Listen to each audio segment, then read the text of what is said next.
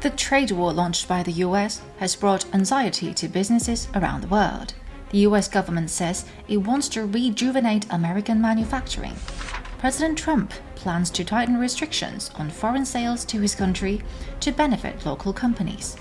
But the soaring tariffs on Chinese goods are stifling small and medium-sized businesses in the US before benefiting the country's manufacturing industry.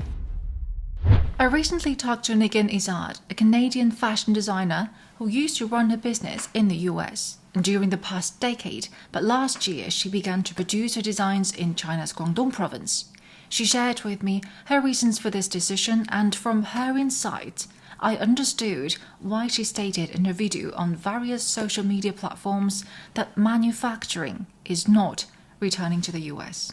Well, I started my business while I was in school. So officially Noctex became a thing. It was actually the day after I turned 18. I made my Etsy account and I started selling vintage clothes. And then a few years later, we decided to move everything down to Los Angeles because we were already purchasing our fabrics there. So the majority of our clientele was always in America. I think right now we're sitting at somewhere like 80-85% of our clientele is from the States. So really, we wanted to be closer to our customers. What happened in the US that makes you think, well, no, this is not the way I can continue to do the business? After COVID, statistically, there was like, I would say, 20 to 30% drop in retail.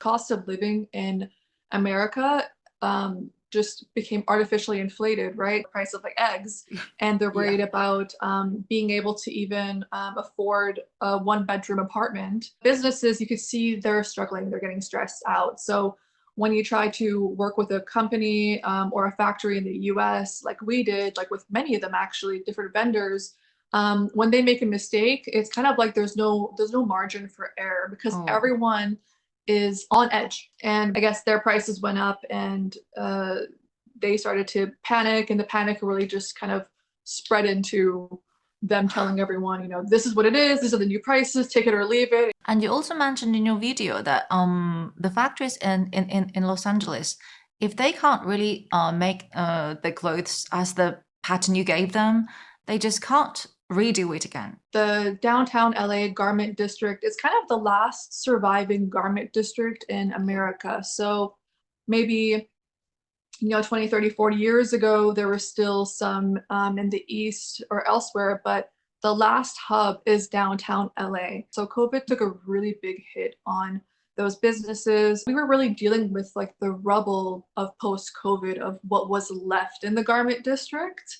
And what that really was is people are still operating at half capacity. So one or two contracts they don't get right, for them it's the end, right? Like they don't have a lot of resources, time, or money in their back pocket to even make things right for a customer. My father, he told me to go to China years ago, and I was like, no, it was kind of part of our company and our brand to have things made locally, right? It was part of the ethos.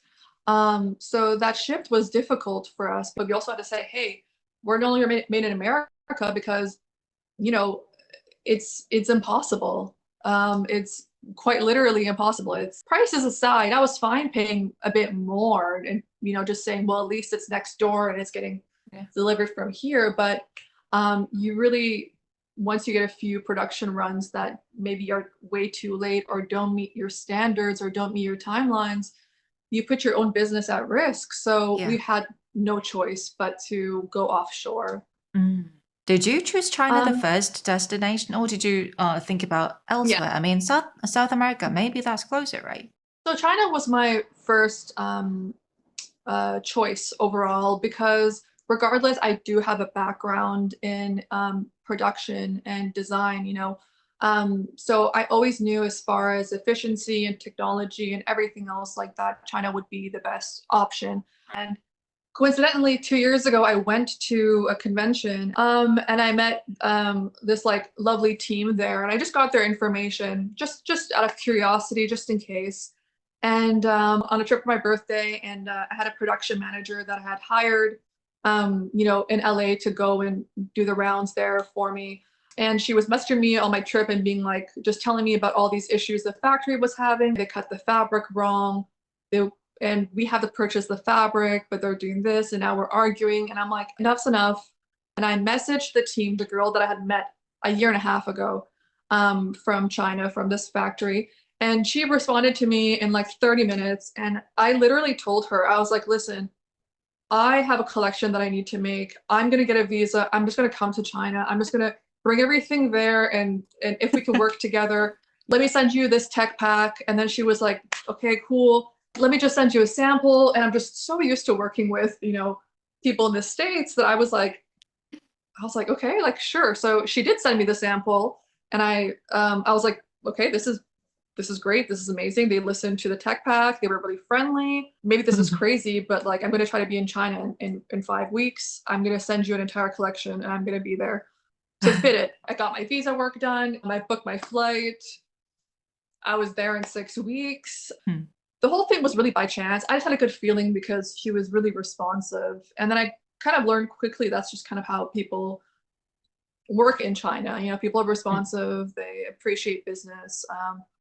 It's very difficult to it's kind of like you have to see it to believe it. I think it's difficult. The culture in America, people will promise you a lot and then they don't deliver. And if you tell them they did something wrong, your main options is to take them to court. Like, it's America, everyone sues each other. And I'm not going to take someone to court over like 3 dresses like that I produced. And they know that. Like, they know that it's not worth my time. So they know that most likely I'll let it go. I think people in China are very proud of the work that they do. And there's a sense of like real teamwork and community. But I feel like the main thing is like there's no finger pointing. If something goes wrong and I tell my factory there was an issue here, they're very responsive. They're like, okay, let's get to the solution. Like, let's see like what went wrong and let's get to the solution. I had tons and tons of Americans being like, oh my God, I had the same experience. If I tell my vendor or factory in the US that something was wrong, it becomes like a game of kind of like passing on the blame or finger pointing, or maybe you did something wrong or this. It's kind of like a tornado and you don't really get to your goal. So that's the reason you say you don't believe manufacturing is going back to the US overnight, right? Yeah, I mean, at the bare minimum, the systems, like, let's just talk about the machines and the systems and the entire engineering that would be needed to create these systems. We don't have that. So then there's the actual topic of skilled workers. Do we even have people that would be able to fill all these positions and do them properly? And would the American pay system be able to pay them a wage where they would actually want to come in and do this work, right? It's very particular. After the interview, Nigan told me on WeChat that most workers in the LA factories are immigrants who speak mostly Spanish. Mexican immigrants predominantly carry out the garment district sewing and labor, accounting for 90%, and President Trump wants fewer immigrants, but they are the ones operating the machines.